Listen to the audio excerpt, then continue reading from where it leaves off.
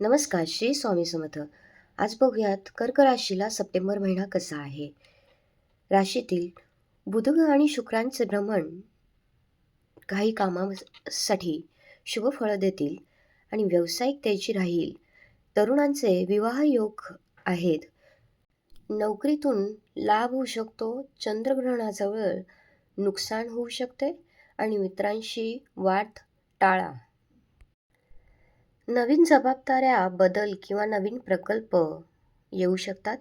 ज्या लोकांनी नोकरीत बदलण्याची वाट पाहिली आहे, त्यांना संधी मिळू शकते. या महिन्यात अनपेक्षित खर्च वाढू शकतात. पैशाच्या बाबतीत धाडसी पाऊल टाकताना काळजी घ्या. कुटुंबात महत्त्वाचे निर्णय घेतले जातील आणि अभ्यासात लक्ष केंद्रित करणे अवघड जाईल, पण मेहनतीने परिणाम चांगले होतील.